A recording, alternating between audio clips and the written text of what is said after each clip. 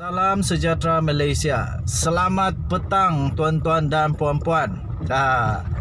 Yang paling penting adalah keluarga. Sebab itu kita nak pastikan anak-anak kita balik dengan selamat. Kan betul tak? Apapun, sekali lagi selamat menyambut bulan Ramadan Al-Mubarak. Dan selamat bakal menyambut Aidilfitri tak lama lagi, tuan-tuan dan puan-puan. Tak lama dulu ada satu dakwaan daripada Nazri Aziz bahawa kononnya timbalan Presiden UMNO iaitu Tok Mat Hassan dikatakan berminat mahu menjadi Perdana Menteri Malaysia. Okey, tuan-tuan dan puan-puan, kemudian akhirnya cerita itu seperti biasa masuk dalam icebox, jadi sejuk semula. Okey, jadi tuan-tuan dan puan-puan, kalau betul apa yang saya bacakan ini kalau betul apa yang saya bacakan ini sah, Tok Mat Hassan kini dalam bahaya pula. Harap-harap tak betul lah. Cuma saya ingin bacakan saja satu artikel berita dokumen yang baru diterima daripada agendadaily.com. baru 4 jam lalu diterbitkan. Selama ini saya menganggap Tok Mat Hassan bersih dan tak akan terpalit dengan mana-mana rasuah. Tetapi akhirnya berita ini mengejutkan saya, dan saya harap berita ini tak betul. Tuan-tuan dan puan-puan, SPRM diminta siasat semula dakwaan rasuah daripada timbalan Presiden UMNO. Sekali lagi, SPRM diminta siasat semula dakwaan rasuah timbalan Presiden UMNO iaitu Tok Mat Hassan. Diterbitkan 4 jam yang lalu di agendadaily.com. Okey, berita asal artikel ini kamu boleh tengok di dalam Malaysia Today. Okey, Malaysia Today. Dan paling mengejutkan saya apabila di dalam agendadaily.com ini dalam artikel itu iaitu SPRM diminta siasat semula dakwaan rasuah timbalan Presiden UMNO, turut diberikan gambar adalah satu bangunan ya, dengan caption portal Malaysia Today turut menyiarkan gambar bangunan yang kononnya dimiliki oleh timbalan Presiden UMNO yang juga adalah bekas Menteri Besar Negeri 9 iaitu Datuk Seri Mohamad Hassan di flat number 50 Richbone Court 9 Harrowby Street di London di United Kingdom, yang dikatakan bernilai RM30 juta ringgit Malaysia.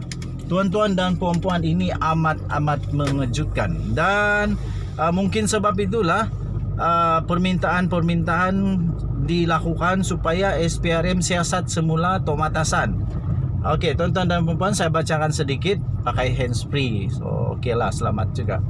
Tuan-tuan dan puan-puan, dakwaan mengatakan timbalan Presiden UMNO iaitu Datuk Seri Mohamad Hassan menerima rasuah berkenaan projek pembalakan dan pajakan tanah di Negeri Sembilan sekitar tahun 2008 sehingga 2010. Wajar disiasat semula selepas isu sama dibangkitkan semula sebuah portal berita kemarin. Hoi tuan-tuan dan puan-puan, ini kalau disiasat memang akan jadi kes besar sekali lagi. Tak habis-habis, kesian juga dekat UMNO ni. Dari presiden kepada bekas presiden kepada timbalan presiden, semua dah nak kena siasat. Harap-harap benda ni tak betul lah. Kalau betul, perlu disiasat, tuan-tuan dan puan-puan. Kita berada di negara Malaysia, bukan negara kayangan. Harus adil. Okey, saya sentiasa percaya kepada perundangan negara Malaysia yang terbaik. Badan Pencegah Rasuah saya fikir yang terbaik, antara yang terbaik di dunia, dan sentiasa saya yakin dengan siasatan-siasatan. Sehubungan itu, UMNO Cawangan Setapak Jaya 1A di bahagian Setiawangsa Kuala Lumpur mengemukakan aduan kepada Suruhanjaya Pencegahan Rasuah ASPRM bagi membolehkan siasatan segera dijalankan. Apa? Macam saya tak percaya pula. Betul ke ini? UMNO bahagian, UMNO Cawangan Setapak Jaya. UMNO Cawangan Setapak Jaya 1A bahagian Setiawangsa, Kuala Lumpur mengemukakan aduan kepada ASPRM supaya siasatan segera dijalankan semula untuk kes ini. Tuan-tuan dan puan-puan, dakwaan Muhammad Hassan, iaitu bekas Ketua Menteri Negeri Sembilan. Dakwaan Muhammad atau tuhmat menerima rasuah itu pernah dibangkitkan oleh Presiden PKR, iaitu Datuk Seri Anwar Ibrahim. Pada April 2019 yang lalu, setelah yang di-Pertuan Dewan Undangan Negeri Sembilan, Datuk Zulkifli Muhammad Omar mengetengahkannya. Wah, ini amat mengejutkan. Kes itu dilaporkan berlaku pada sekitar tahun 2008, tuan-tuan dan puan-puan. Dengan Muhammad didakwa telah melanggar, dengan Muhammad Hassan ataupun Tuhmat Hassan didakwa telah melanggar undang-undang perbankan. Selepas memindahkan sebanyak RM10 juta ringgit Malaysia ke London melalui pengurup wang. Tuan-tuan dan puan-puan, bagaimanapun Muhammad menjelaskan pemindahan wang itu adalah untuk bertujuan pembelian pangsapuri di London dan menafikan sebarang salah laku. Tuan-tuan dan puan-puan, beliau menafikan sebarang salah laku. Jadi setakat ini kita tak boleh assume dia salah. Tak boleh. Sehingga mahkamah jatuhkan dia bersalah, baru dia bersalah. Tuan-tuan dan puan-puan, semalam portal Malaysia Today telah mendedahkan Muhammad Hassan yang ketika itu Menteri Besar Negeri Sembilan didakwa telah menerima suapan bernilai RM10 juta daripada seorang pengarah syarikat. Dakwaan itu telah didedahkan oleh penulis blog iaitu Raja Petra Kamarudin sebelum disiarkan di portal beliau di portal berita berkenaan pada Isnin yang lalu. Raja Petra mendakwa Muhammad telah menerima bayaran sebanyak 10 juta ringgit Malaysia dari pengarah bagi beberapa syarikat yang menjalankan perusahaan pemprosesan kayu dan pengusahaan kelapa sawit di Melaka dan di Negeri Sembilan.